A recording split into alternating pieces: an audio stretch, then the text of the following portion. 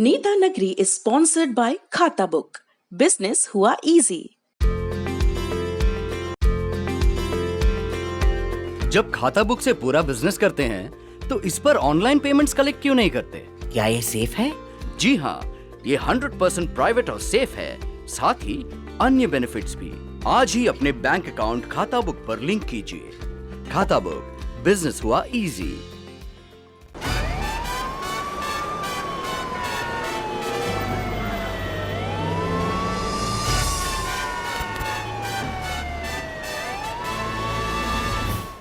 नगरी के तीसरे विषय की तरफ, जो बिहार की बाढ़, कोरोना की स्थिति और सियासत से जुड़ा है।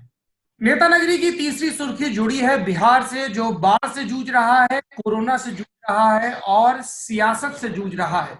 मैं जानबूझ के कह रहा हूं सियासत से जूझ रहा है, क्योंकि इस वक्त बिहार की स्थिति ऐसी नहीं है कि सब लोग पॉलिटिक्स करें और सब लोग चुनाव की तैयारियों में जुटे रहे, क्योंकि तब सोशल डिस्टेंसिंग के नियम की धज्जियां होती है। बिहार में इस वक्त कोरोना की स्थिति क्या है, ये जानने के लिए हमने दरख्वास्त की इंडिया टुडे से जुड़े पत्रकार अंकित त्यागी से, जो इस वक्त पटना में है। अंकित, कहाँ हैं आप? पीछे मंजर कुछ पेड़ वगैरह दिख रहे हैं। जी, मैं पटना में हूँ और पिछले हफ्ते से हम लोग लगातार जो पटना के अस्पतालों की बदहाली है वो दिखा रहे हैं। और आज मुझे लगा कि अस्पताल में जब लोगों को निग्लेक्ट कर दिया जाता है, उन्हें मेडिसिन नहीं मिलती है, उनको कोई पूछताछ नहीं करता, तो लोग दम तोड़ देते हैं। हमने एक स्टोरी देखी जिसमें डॉक्टर के इंतजार में ही एक व्यक्ति मर गए और उनको फिर लेकर आया जाता है कोविड डेडिकेटेड शमशान घाट पे। मैं इस समय एक कोविड डेडिकेटेड शमशान घाट पे हूँ, जहाँ पर जो भी प्रोटोकॉल आप सोच सकते हैं उनमें से कोई भी प्रोटोकॉल का पालन नहीं हो रहा है। मैं अगर आप मुझे इजाजत दें तो मैं अपना कैमरा घुमाकर आपको एक बार थोड़ा उसका दिखाता हूँ कि क्या सिचुएशन है। ये बांस घाट का शमशान घाट है। यहाँ पर एक इलेक्ट्रिक क्रेमेटोरियम होना चाहिए, जहाँ पर कोविड-19 बॉडीज जो हैं उनको डिस्पोज ऑफ करने की सुविधा होनी चाहिए। यहाँ पर ऐसा कुछ नहीं है। इलेक्ट्रिक क्रेमेटोरियम 15 दिनों से खराब पड़ा है। जो लकड़ी से जिस तरह से दाह संस्कार होता है उसी तरह से हो रहा है। और आप चारों तरफ देखेंगे, एक भी कर्मचारी जो है यहाँ पर ना ग्लव्स पहने हुए हैं, ना मास्क है, ना पीपीई किट है। जो लोग यहाँ पर आए हुए हैं उनके पास भी ऐसी कोई सुविधा नहीं है। एक दिन में 17 से 18 बॉडीज यहाँ पर लाई जा रही हैं, एम्बुलेंस में लाद के लाई जाती है, यहाँ पे छोड़ दिया जाता है। और मैं आपको दिखाता हूँ कि ये देखिए, पीपीई किट चारों तरफ बिखरी पड़ी हुई है और एक भी कर्मचारी यहाँ पर आपको ऐसा नहीं मिलेगा जिसने ग्लव्स, मास्क या और कोई कुछ भी लगाया हुआ हो। ना सिर्फ ये उनके लिए बहुत बड़ा संक्रमण का खतरा है, वो घर जाते हैं, अपने इलाकों में जाते हैं, वहां पे संक्रमण का खतरा है। और सौरभ, पिछले कम से कम 10 दिनों से जो रिपोर्टिंग करी उसमें ये जरूर देखा कि लोगों का जो सरकार है उस पर कोई विश्वास नहीं है। वो खुद ही मान चुके हैं कि सरकार नाम की कोई चीज नहीं है, जो करना है खुद करो, क्योंकि सरकार ना तो सुनती है ना। नीतीश कुमार पिछले 125 दिनों से, जब से कोरोना में लड़ाई शुरू हुई है, अपने घर से बाहर निकले हैं। सुशील मोदी खुद कैद हैं। हमारी रिपोर्टिंग के बाद 4 महीने में पहली बार मंगल पांडे जो हेल्थ मिनिस्टर हैं, वो पहली डेडिकेटेड अस्पताल है। तो बिहार में इस समय बाहर तो नहीं है, सब कुछ भगवान भरोसे छोड़कर चल रहा है। जैसे जैसे जो फ्लड और कोविड है, दोनों का सामना कर रही है जनता। राजदीप, मेरा आपसे पॉइंटेड सवाल है, समय की कमी है। बिहार में फ्लड से बुरी स्थिति हर साल होती है, कोविड से क्या स्थिति है? अंकित अपने अनुभव बता रहे हैं, हम लोग लगातार और भी मीडिया में देख रहे हैं। नीतीश कुमार क्या एक मुख्यमंत्री के तौर पर पूरी तरह से विफल नहीं हो चुके हैं? राजदीप सरदेसाई सर, ये सवाल आपने पिछले हफ्ते भी पूछा था और मैंने कहा था, देखिए, नीतीश की सरकार में जो एक समय बाहर माना जाता था वो बिहार में आज बाहर नहीं है। ये बात साफ है कि देखिए, सरकार की यंत्रणा खास करके पब्लिक हेल्थ सिस्टम को लेकर ये कई सालों तक बिहार में विफल रही है और कोविड ने ये सब उजागर किया है। देखिए, आप सीधे सवाल का हाँ या ना मैं नहीं कह सकता। क्या आप कह रहे हैं नीतीश की सरकार बिल्कुल विफल रही है? ये कहना गलत होगा। लेकिन राजदीप जी, कैसे गलत होगा आप ये बताइए। वो आदमी 15 साल से राज्य का मुख्यमंत्री है, वो सुशासन का दावा देकर आया। राज्य में स्वास्थ्य की स्थिति क्या है आप देख नहीं रहे हैं? किस तरीके के वीडियो आ रहे हैं कि देख के दिल दहल जाता है।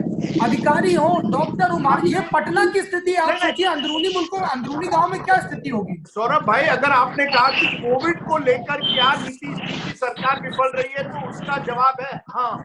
जी, मैं वही कह रहा हूँ कि स्वास्थ्य की जो मौजूदा स्थिति है उसको देखकर पूरी तरह विफल है सरकार। और देखिए, मैंने जब कहा कि हम नीतीश जी को 15 साल के एक पूरे युग से देखें तो बात अलग है, लेकिन अगर आप आज की तारीख में केवल कोविड की जिस तरह से बिहार ने तैयारी की है तो मैं कहूंगा Bihar is a complete failure. और मेरा ये कहना, 2 हफ्ते पहले अंकित के जाने के पहले हमने एक आधे घंटे का प्रोग्राम बिहार में किया था, जहां हमने ये संकेत दिए थे कि बिहार अगले बड़ा एक संकट हो सकता है कोविड को लेकर। तब लोगों ने कहा, किसी एक बिहार के एक नेता ने मुझे कहा कि आप बिहार को हमेशा बदनाम करना चाहते हो। अरे सच्चाई ये है। मैं आपकी मंतव्य समझ गया। अंकित, आपसे आखिरी सवाल, समय की कमी है। बिहार आपको विधानसभा चुनाव के लिए तैयार नजर आ रहा है कहीं से भी? अंकित, मुझे नहीं लगता, बहुत बड़ा खतरा होगा इस समय विधानसभा चुनाव कराना। लॉकडाउन में है बिहार, 31 तारीख तक पालन उसका खास हो नहीं रहा है।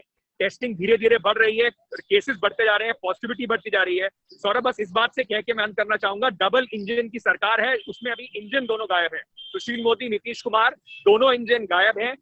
अभी समझ में नहीं आ रहा कि किसके भरोसे बिहार को छोड़ दिया गया। 4 महीने का समय था कोविड की तैयारी में, बिल्कुल विफल रही है। इसका क्या खामियाजा भुगतना पड़ेगा चुनाव में, ये देखना बाकी है। नीतीश चाहते हैं जल्दी चुनाव हो, तेजस्वी अभी चाहते नहीं है। मैं उनसे अभी मिलकर आया, उनका एक इंटरव्यू करा, वो इस बात को कह रहे हैं कि चुनाव नहीं करना चाहिए क्योंकि बहुत खतरा है लोगों के लिए। पर ये और एनडीए के जो सहयोगी हैं चिराग पासवान, वो भी यही बात कह रहे हैं कि अभी राज्य चुनाव के लिए तैयार नहीं। हमारे पास कई सरकारी कर्मचारियों के, उनके परिवार वालों के मैसेज आते हैं कि सर हमको इलेक्शन के काम के चक्कर में जाना पड़ रहा है, बहुत खतरा है। बिल्कुल ठीक कह रहे हैं। अभी यहाँ से कुछ भी दूर भागलपुर में एक इलेक्शन ट्रेनिंग कैंप हुआ था, जिसमें ईवीएम का कुछ फीचर्स को डिमॉन्स्ट्रेशन और उनका ट्रेनिंग चल रहा था। उसमें से एक टीचर की मौत हो चुकी है और 30 और जो हैं वो कोविड संक्रमित हो चुके हैं। ऐसे में कैसे चुनाव कराएंगे और क्यों नीतीश कुमार जल्दी चुनाव कराना चाहते हैं? क्या वर्चुअल रैली से ही चुनाव का काम चल जाएगा? ये समझना भी बहुत मुश्किल है। देखिए सौरभ भाई, राजदीप जी आखिरी टिप्पणी, हमारे पास आखिरी 1 मिनट है। देखिए सौरभ भाई, ये चुनाव छोड़िए, चुनाव होते रहेंगे और मुझे लगता है आज की तारीख में चुनाव नहीं होने चाहिए। 6 महीने बाद अगर आप चुनाव करें, आपको कोई प्रॉब्लम नहीं है। ये क्या है जल्दी, मुझे अभी पता नहीं चल रहा है। ये अचानक लोकतंत्र की याद आ गई कि लोकतंत्र केवल चुनाव से नहीं होता, लोकतंत्र लोग से जुड़े हुए हैं, लोगों की it's a wake up call for Bihar. और ये बिहार के नागरिकों के लिए भी वेकअप कॉल है कि अब आपके लिए शिक्षा और स्वास्थ्य सबसे बड़े मुद्दे होने चाहिए, और जब हो आप अपने जनप्रतिनिधियों को अकाउंटेबल भी ठहराएं। नहीं, ये बड़ी बात है। अभी आपने बड़ी बात कही कि अगर बिहार में चुनाव होना है ना तो स्वास्थ्य पे करवाइए, शिक्षा पे लोगों ने करना नहीं, और वो भी तब करवाइए जब स्थितियां सुरक्षित हो। नहीं, मैं कह रहा हूँ जनता ने नेताओं के सामने ये मुद्दे रखे। जी बिल्कुल। आप बताइए कि स्वास्थ्य पर आप क्या कर रहे हैं? जब तक बिहार की राजनीति, ये नेता नगरी में हम लगातार आपसे कहते रहते हैं, जब तक आप अपने हिस्से का हक नहीं मांगेंगे कोई नहीं देगा। अंकित त्यागी, आप लगातार वहां से शानदार रिपोर्टिंग कर रहे हैं। स्टे सेफ और थैंक यू सो मच। आप नेता नगरी, आपने अंकित की स्टोरी देखी, नालंदा मेडिकल हॉस्पिटल? जी मैं लगातार देख रहा हूं, इसीलिए कह रहा हूं कि ये बिहार के लोगों को उनके मेडिकल सिस्टम की वस्तुस्थिति बता रहे हैं और अच्छा काम कर रहे हैं। Stay safe, that's what I want to say. नहीं, वो स्टे सेफ तो वो जरूर रहेगा, लेकिन मेरा ये कहना है कि इन सब स्टोरीज के बाद क्या कुछ स्थिति बदलेगी? बिल्कुल बदलेगी राजदीप जी, बिहार की जनता जागेगी, भरोसा रखिए।